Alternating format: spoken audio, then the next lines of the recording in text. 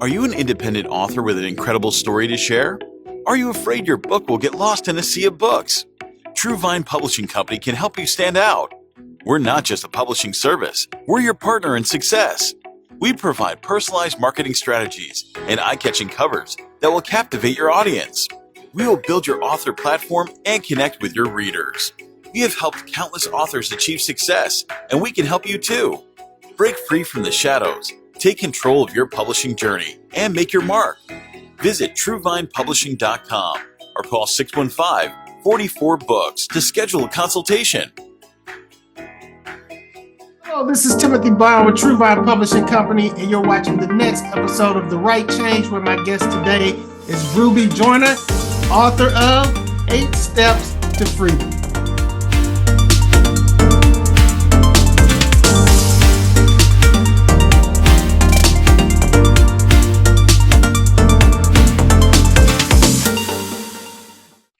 It's really an honor to have you on the show. Really excited to talk to you about your book.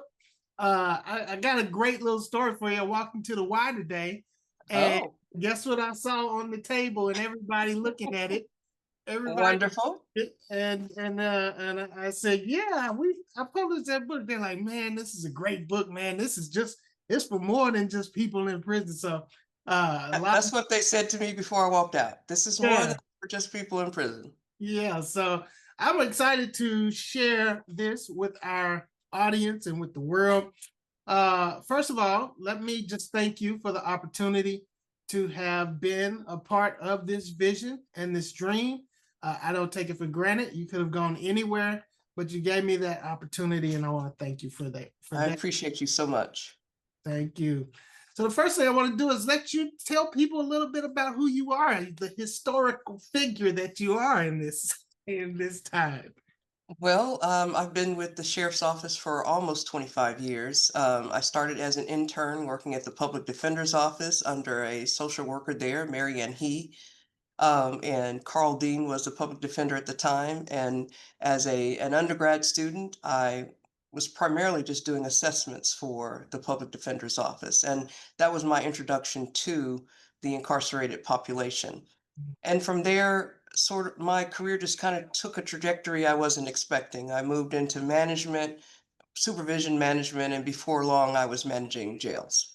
And then that led to where you are now. Yes, I think maybe I may be going into my second year. I was sworn in as the first African American female chief of corrections when Chief Tony Wilkes retired, which was an honor for me. He certainly huge shoes to fill, but he taught me a lot along the way. I've worked for a lot of great people who've taught me a lot. I have a great team of folks that I work with now, so it's an honor. To be able to serve the community, to serve the families of the incarcerated. There's a lot to do, but a lot to learn. Yes. So one of the things that I noticed immediately when we started talking and you started talking about your book was the heart that you have for helping people who are incarcerated, people who are living lives that are leading to incarceration, and for those who are trying to get out and start over. Tell us how that evolution of passion, has that always been the case, or has it just been since you've been working in the field? Well, I think it's always been the case, but I always saw myself going into the treatment end of this field, where I would be, whether it be folks who are on probation and parole, working in treatment circles. I always wanted to do that. I never really saw myself in a frontline position. I've always been I've always had a heart for the underdog, the person that's always counted out because of either the way they look, where they come from, and their histories. And over time, I've met people in behind bars who are just like me. I always think there, but by the grace of God goes I. I could have been them. And so, in opportunities to sit down and talk to them, not just them, their families, about choices. And I always believe that the home is the first classroom. But the more I learned along the way, my first classroom and their first classroom may not at all resemble each other. I had two working parents, and sometimes, some of the folks that I've met didn't have that.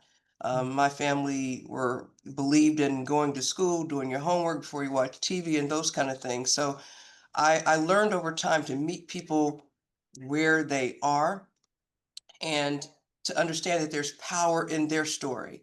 And I often had conversations with the sheriff about sometimes the difficulty in meeting that person where they are, especially given, where they come from. So I learned fairly quickly that there's power in their story.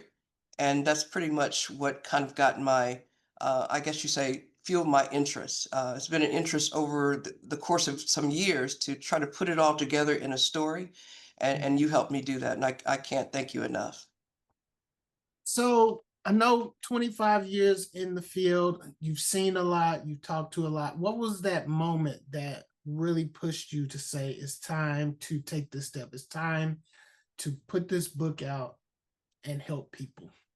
Well, I think there were a couple of reasons. A lot of conversations I've had with folks who are behind bars, they would often say, "You don't understand. You're in a suit, you're in dress, you're in heels. You don't understand where we come from." And I can remember a young man saying to me, um, "Miss Jordan, where I come from, which is North Nashville," he said, "Where I come from, North Nashville," and he said, "There's drugs everywhere in North Nashville. There's no way in the world that you could grow up and not sell drugs in North Nashville. That's just the way it is, and that's something you'll never understand." Mm, And I always engage people and ask for their permission for me to talk candidly. And of course, he gave me that permission. And I said, I live in North Nashville, mm, and I've never seen you before. And so, tell me why that is. You think that we've never crossed paths in an area of town where you said nobody could do anything but sell drugs. mhm. And it slowed him down just a little bit to think about that.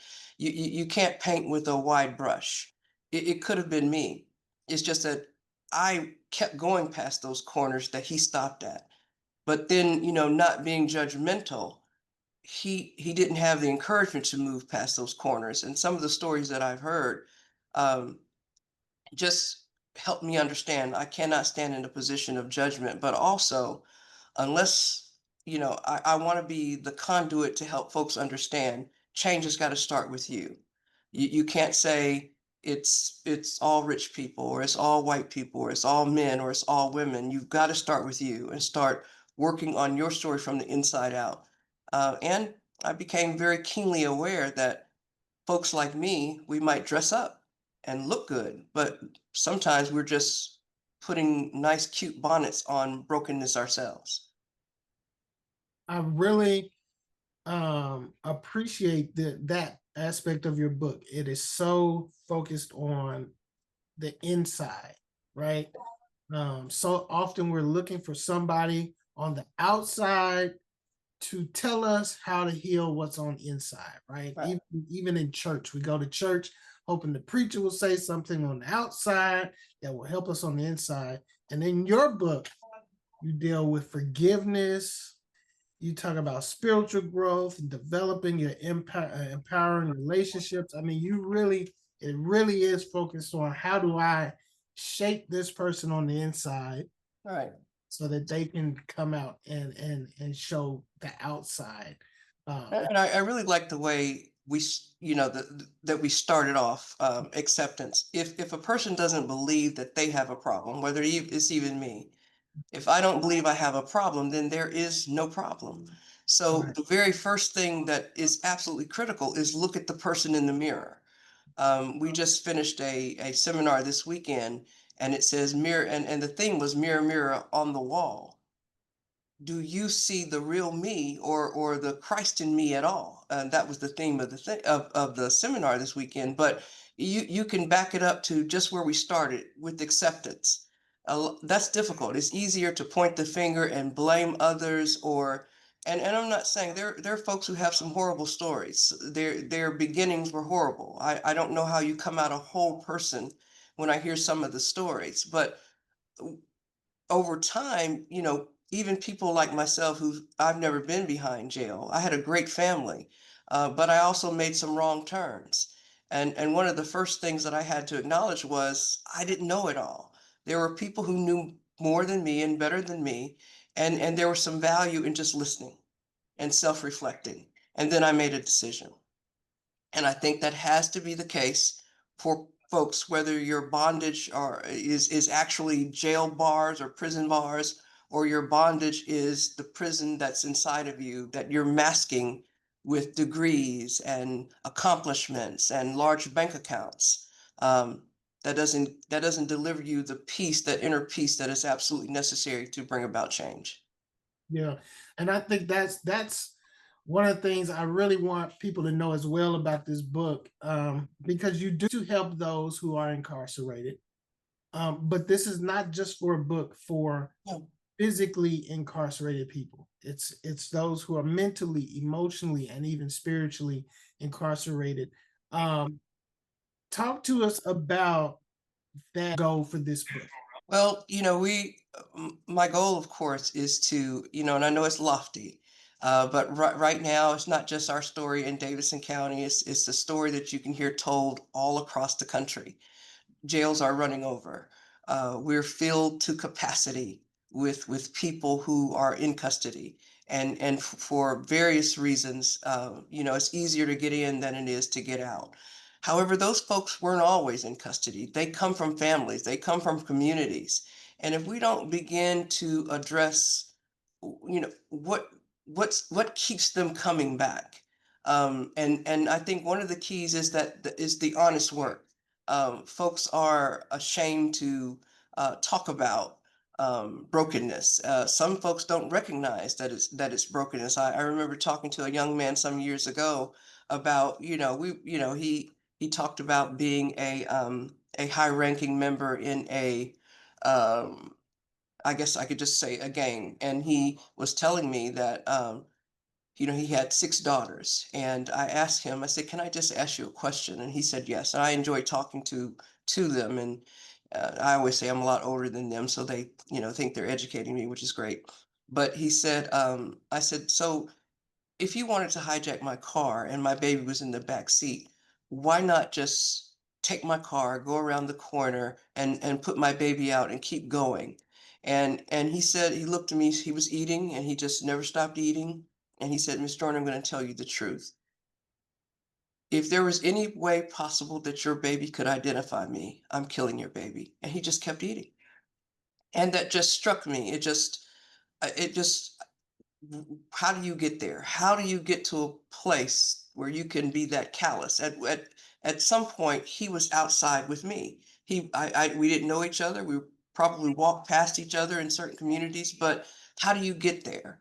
And how is it that he had no he had no hesitation in delivering that to me?